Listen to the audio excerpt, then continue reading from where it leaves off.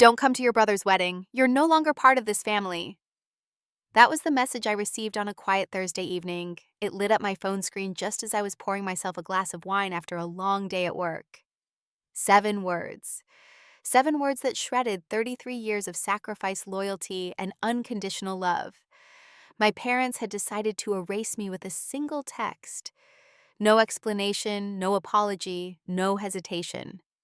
I stared at the message, my hand trembling slightly, trying to process the weight behind it. I hadn't replied.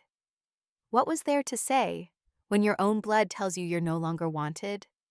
My name was Natalie Green, and I had spent my entire adult life giving time, money, patience, and parts of myself I didn't even know were negotiable. And now, just like that, I was no longer their daughter. My younger brother Ryan was getting married, and the family I'd sacrificed everything for had decided I wasn't worthy of attending the ceremony. I wasn't worthy of being seen. I wasn't worthy of being part of the photo albums. They didn't even want to risk me showing up and ruining the mood. My parents sent the text at 7:32 p.m. By 7:34, I had read it 10 times.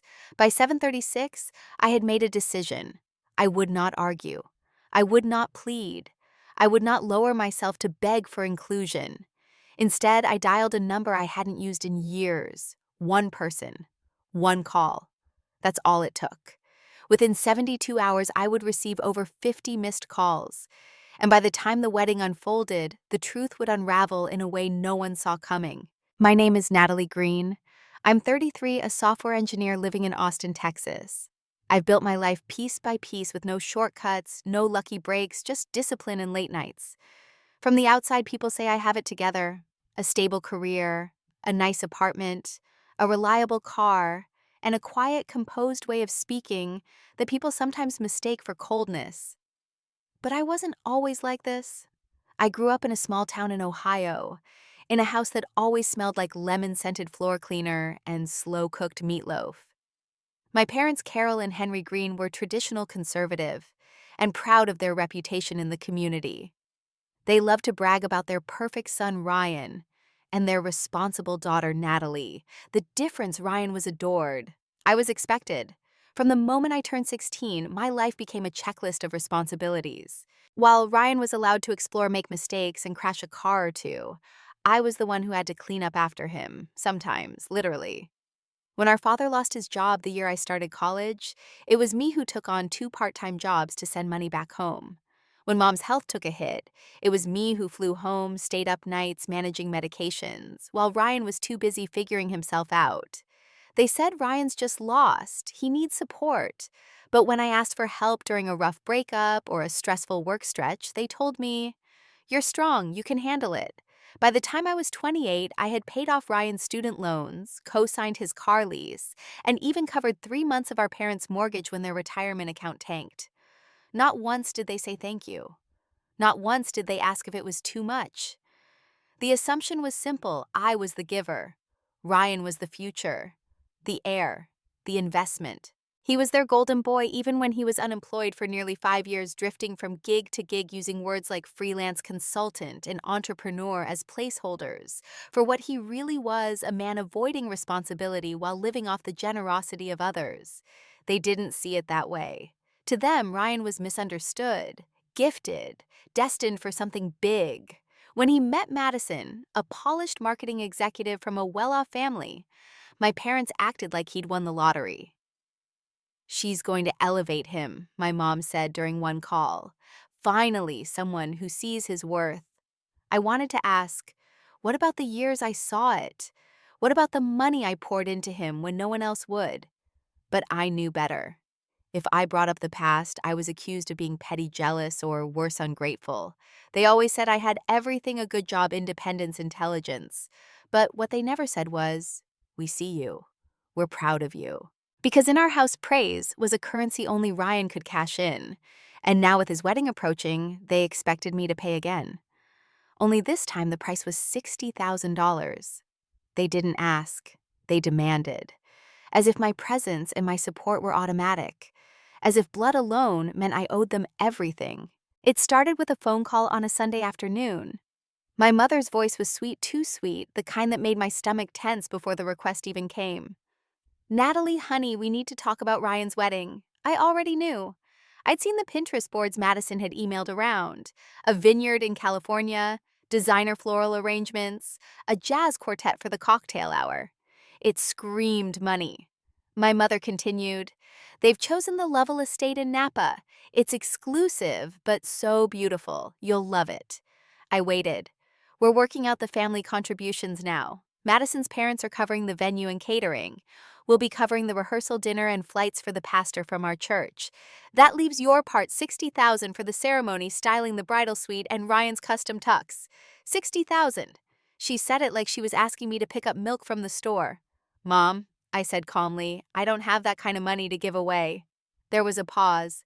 Then the sharpness I'd known since childhood bled into her tone.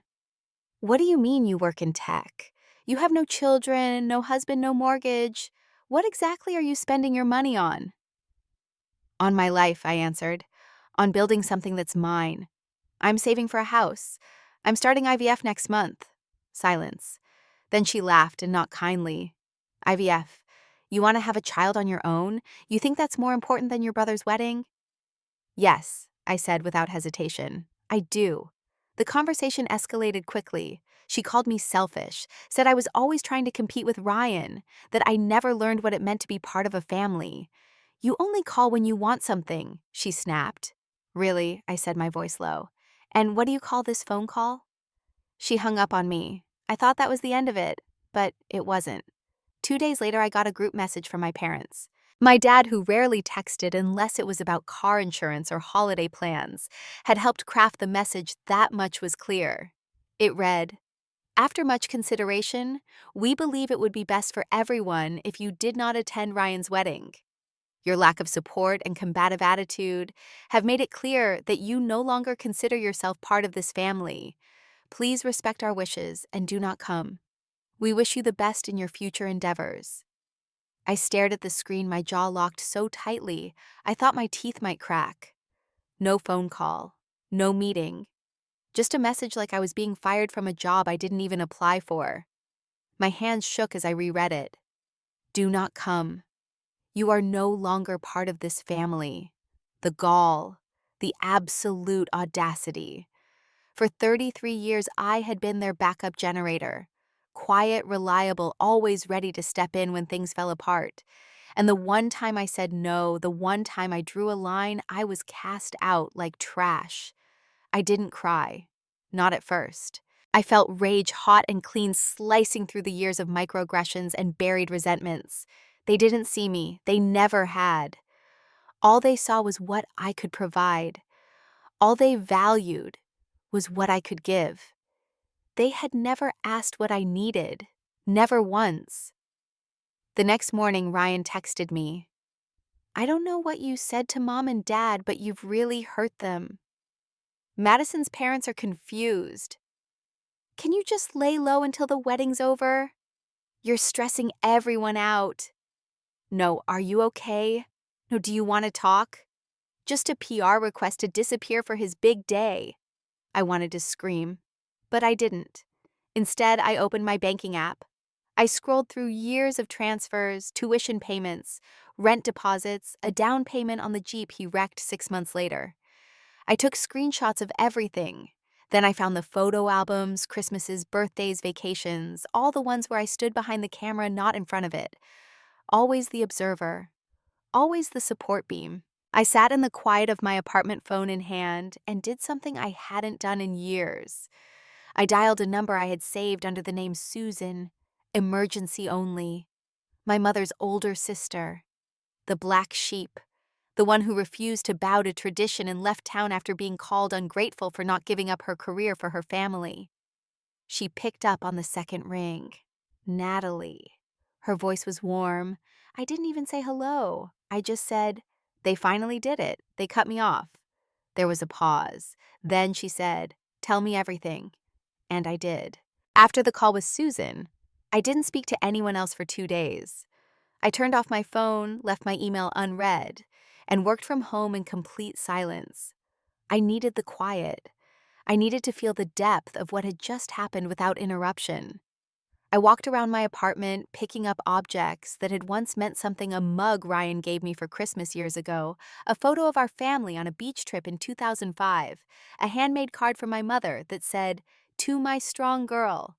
They all felt counterfeit now, not because they were fake when they were given, but because the love behind them had always been conditional, tethered to my usefulness. I sat on the floor in front of my bookshelf and pulled out the manila folder I'd labeled Family Support. Inside were printouts of every money transfer I had ever made to my parents or Ryan. Some were small $200 for groceries when Dad was laid off. Some were large $6,500 for Ryan's tuition. That one summer he failed all his classes and had to retake them privately. I counted the total. Just over $94,000 over 10 years. I stared at the number. That was a house deposit. That was 3 rounds of IVF. That was my freedom siphoned away in small acts of loyalty. I pulled out an old laptop I hadn't used in years and clicked through photo folders I'd forgotten existed. Birthday cakes I'd baked for Ryan. The time I flew across the country to help our parents move into a smaller house. Me loading boxes while Ryan posed for a selfie with the moving crew. I remembered how Mom had posted that photo captioned, "So proud of my boy for being here for us today." No mention of me. I opened a folder named Letters from Mom. Inside were Word documents of old birthday emails she had sent, mostly copy-paste messages with the same template every year. "We're proud of the woman you've become. Stay strong. Love Mom and Dad." Generic, distant. I kept scrolling, digging deeper, and found one I had forgotten. A letter I had written to myself the night I graduated college, saved under "For When You Forget." It read, "Dear Natalie, you did this. You climbed out of a space where no one clapped for you, and still found a way to keep rising. You are not invisible. You are building a life that matters." I read it 3 times. Then I cried. Not the dramatic kind of crying, but the quiet, steady leaking of grief that comes when you finally admit something awful to yourself. They never really loved me for me. They loved that I made life easier for them. They loved the convenience of me. The silence was no longer empty. It was filled with a new truth. I wasn't broken. I wasn't difficult. I wasn't too ambitious, too sensitive, too cold. I was simply not what they wanted me to be: a compliant, quiet daughter who kept giving without question. For the first time in my life, I didn't feel guilty for seeing the truth. I felt clarity. My parents hadn't just cut me out, they had freed me. And once that realization settled in, I knew exactly what I had to do. Not to get revenge, not to create chaos, but to show them and myself what happens when a woman stops being used. I wasn't going to fight their cruelty with begging. I was going to answer it with precision, with facts, with timing. I opened my notes app and typed a name: Susan. Then I wrote the next line: "Help me expose them." Susan lived in Arizona, 2 states over, and hadn't been home for Christmas in over a decade. When she left, my mother told everyone it was because she couldn't handle family obligations. But Susan had always been different, sharp-witted, direct, unwilling to bow her head to anyone. She was a lawyer for 30 years before retiring early after winning a whistleblower case that put her own firm under investigation. She didn't like injustice, and she didn't like seeing her niece treated like a disposable utility. After our first call, she booked a flight to Austin and arrived the next day. "No one gets cut off for saying no unless they were never valued in the first place," she said, as she pulled a red folder from her briefcase. "Let's document everything." Over the next 3 hours, we sat at my dining table and created a timeline: money transfers, emails, text messages, holiday gifts, even therapy notes I had written about my family dynamic. Susan was surgical in her approach. "This isn't about emotion," she said. "It's about narrative. The Green family has a story they've told the world. Ryan is the golden boy, and you are just background support. We're going to rewrite that story with evidence." She pulled out her laptop. "What's the bride's family like?" I told her everything I knew. Wealthy, traditional, reputation-focused. Madison's father was a regional judge. Her mother ran several charity boards. The wedding was not just a personal milestone, it was a public spectacle. "Perfect," Susan said. "Reputation is leverage." Then she looked at me seriously. "You still want to do this?" "I want them to see who I really am," I said. "And I want them to understand that cutting me off wasn't just cruel, it was stupid." Susan smiled. "Good. Let's start by showing them the receipts literally." We spent the next few hours compiling everything into a clean, printable format. Susan used legal software to organize the documents into 3 distinct categories: financial support, personal sacrifices, and explicit rejection. Then she built a digital presentation folder: simple, factual, undeniable. This, she said, tapping the screen, is your story, told your way, without apology. I stared at it, a strange feeling rising in my chest. Not revenge, but a quiet sort of pride. This wasn't just about them. This was about reclaiming the parts of myself I had been taught to erase. Now, Susan said, her voice sharper, let's talk about timing. If you want to expose this the right way, you don't just send this to your parents. You show the entire stage they built exactly what stands behind the curtain. At the wedding, I asked. No, she said, eyes gleaming. Before the wedding, but close enough that they can't recover in time. When the guests have arrived, when the whispers start, when backing out means social catastrophe. I didn't ask how she knew how to do all this. I trusted her. She was the only one in my family who had ever looked at me and seen power instead of inconvenience. That night after Susan left for her hotel, I stared at the red folder on my table. I wasn't nervous.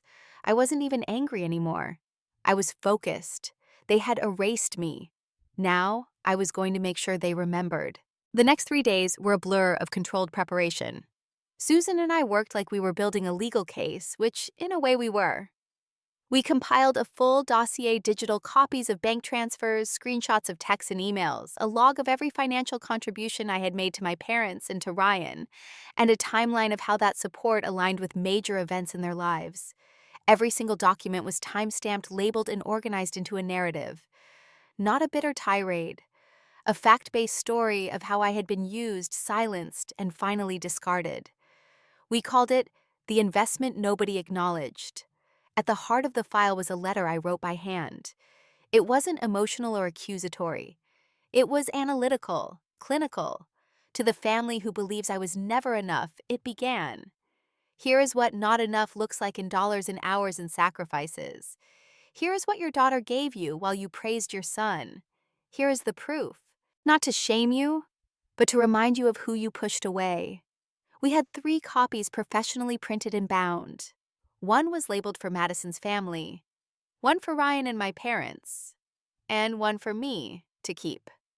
But Susan didn't stop there. We need eyes on this, she said. Real eyes. Wedding guests. People who would never hear your side otherwise. She tapped her laptop. I found the guest list on the wedding website. Most of them are mutual acquaintances, influential, wealthy, gossipy. She paused. Which is exactly what we want.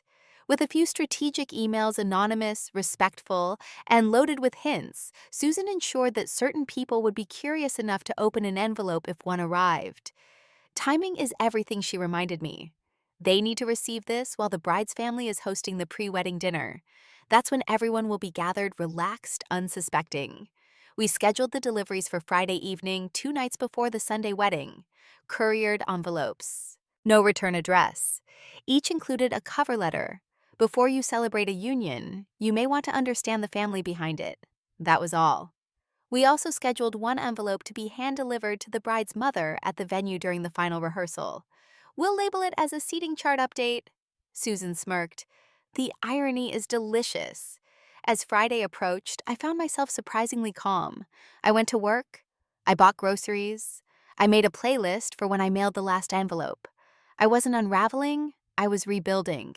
That evening, Susan and I met at the FedEx office, and I watched the clerk scan each sealed package.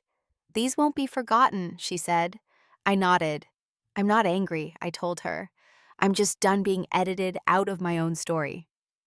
Saturday passed with eerie quiet. No calls, no texts.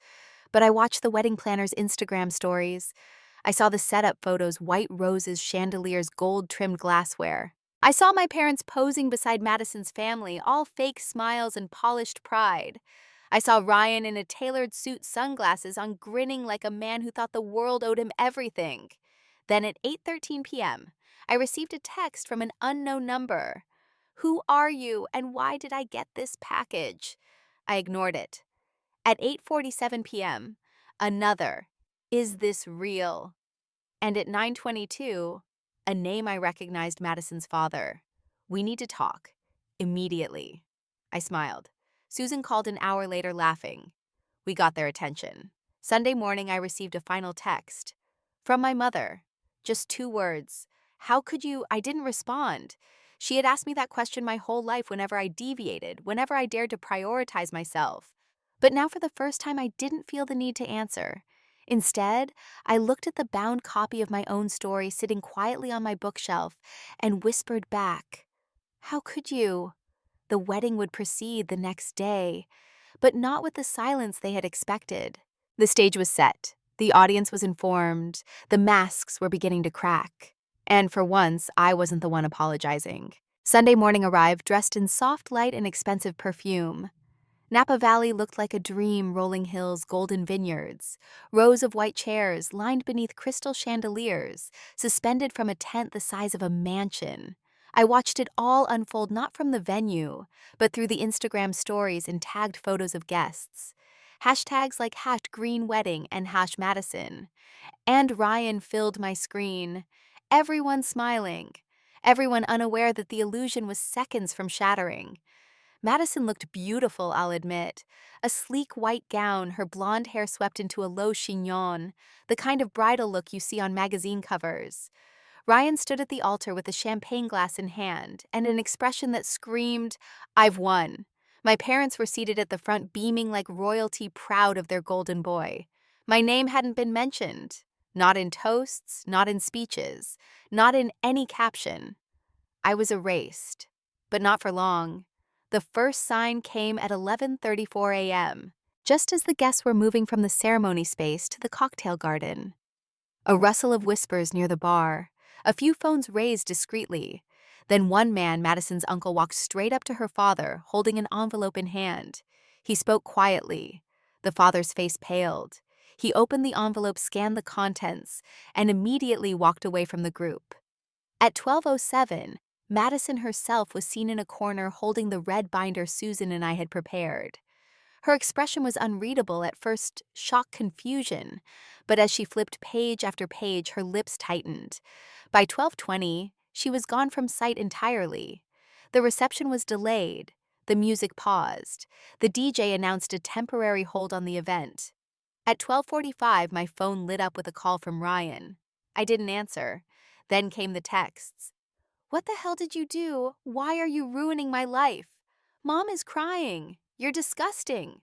I ignored them all. Instead, I opened my camera roll and looked at the photo I'd saved for this moment. A picture of me, age 19, holding Ryan up after he passed out drunk outside a frat house. I had cleaned vomit off his shoes that night. Drove him home. Covered for him. The caption in my head was clear now. "You're welcome." At 1:03, I received a text from Madison. It read, "I didn't know. I swear I didn't know. I'm so sorry." Another followed. "You didn't ruin anything. You saved me." My hand trembled slightly. I hadn't expected that. At 1:28, Susan called. Guess what she said? Giddy. "Madison just called off the reception. Not the wedding yet, but the party is over. Guests are furious. The bride's family is demanding a private meeting with yours." Our little story hit harder than we imagined. "Are you watching it?" I asked. "No," she said. "You are." That's enough. By 2 hour, photos of the confrontation began surfacing online. Madison's father standing toe-to-toe with mine, holding the binder in one hand and pointing with the other. Guests captured it all. Some posted, some deleted, some shared anonymously. But the truth was out. That evening, my parents made one last attempt. A message from my mother, voice trembling. "Natalie, whatever you think you're doing, you've gone too far. This is family." And then my father. "If you had problems, you should have come to us. Not done this in public. You're embarrassing yourself." I stared at my screen amazed. Even now, when the spotlight had turned on them, they were still trying to make it about my behavior, my fault, my shame. But I felt none, not guilt, not fear, only relief, because I had finally stopped playing by their rules. Later that night, Susan and I sat on my balcony, 2 glasses of red wine between us. "You were always the strong one," she said. You just didn't know it yet. I didn't want revenge, I told her. I just wanted truth. Well, she said, raising her glass, you delivered it beautifully. The next morning, news of the disrupted wedding spread beyond our circles. A local blogger who had been hired to cover the wedding published a vague post, "When family secrets come dressed in designer tuxedos." The comments were brutal. Who cuts off their daughter for money? Sounds like the wrong sibling got married. I'd pay to read that binder. I didn't comment, I didn't gloat. I simply went for a walk breathing in fresh air for the first time in weeks without a stone in my chest. For once, I wasn't invisible. For once, the truth had a name. Mine. The week after the wedding felt like the quiet after a forest fire stillness filled with smoke and scorched earth. My phone remained silent for the first 2 days. Then came a trickle of calls, voicemails, and half-hearted apologies masked as justifications. Ryan left a message on Wednesday. You blindsided me. I looked like a fool in front of everyone. Madison won't even talk to me. He didn't say my name, didn't ask if I was okay, didn't apologize, just focused on his humiliation. My father sent an email, a long, rambling attempt at control disguised as concern. We're disappointed in how you handled things, Natalie. Airing family matters publicly was unnecessary and vindictive. We raised you better. Raised me better. I nearly laughed. Then came the one message I didn't expect Madison. She called, and this time I answered. Her voice was thin, drained. I want to thank you, she said quietly. You saved me from marrying into a lie. I had no idea. About the money, the gambling, the way your family treated you. I thought Ryan just had a rough patch. I didn't know it was a pattern. I stayed silent. She continued, I've ended it. I told my parents everything. They're furious, of course. Not at you, at me, for not seeing it sooner. It's not your fault, I said finally. They made sure no one saw. I don't know what happens next, she admitted. But I had to tell you. You were right to speak up. I nodded even though she couldn't see me. Take care of yourself, I said, and meant it. After that call, something in me settled. Not satisfaction, not revenge, just a quiet closure, like a wound that finally stopped bleeding. Over the next week, messages came from extended family cousins, aunts, even my old piano teacher. Some supportive, some cautious, some silent, still trying to decide which version of the story to believe. But the truth was already out. Too many people had seen it. Too many had read the binder, heard the whispers, watch the wedding derail in real time. My parents tried to save face, claiming technical issues and a vendor mix-up as reasons for the disruption. But people weren't stupid, and the internet remembers. The wedding hashtag was now a graveyard of frozen smiles and unanswered questions. I went back to work. I joined a new yoga class. I stopped checking their social media. There was no going back. I had burned the bridge, and for once, I wasn't sorry. Because the bridge wasn't safe. It never had been. I hadn't destroyed a family. I'd revealed what it really was. And in doing so, I'd finally stepped off the pedestal they built to keep me quiet. 3 months later, I closed on my first home. A modest 2-bedroom with warm, light wooden floors and a small garden out back where I planted basil, rosemary, and mint. It wasn't flashy, but it was mine, paid for by years of quiet sacrifice, smart choices, and the kind of resilience no one had ever celebrated. I walked through each room slowly, fingers brushing over the walls, absorbing the stillness. This was the life I'd built, not the one my family dictated, not the one centered around pleasing others or funding their illusions. Mine. A few days after moving in, I received a small package in the mail. No return address, but I recognized the handwriting immediately. Susan. Inside was a picture frame, silver elegant. Inside it, a quote printed on linen paper. Blood makes you related. Loyalty makes you family. I placed it on my nightstand right beside the ultrasound photo from my first IVF appointment. The embryo had taken. I was 9 weeks pregnant, alone by choice. The process hadn't been easy, but I'd gone through every step with quiet determination. I had decided not to wait for permission, not to wait for someone else's definition of a complete family. I would create my own on my terms. One evening while sipping tea on the back porch, I watched the sun melt behind the fence, and felt something shift inside me. Peace. Not because everything had healed or because my past no longer hurt, but because I was no longer trying to earn space in someone else's story.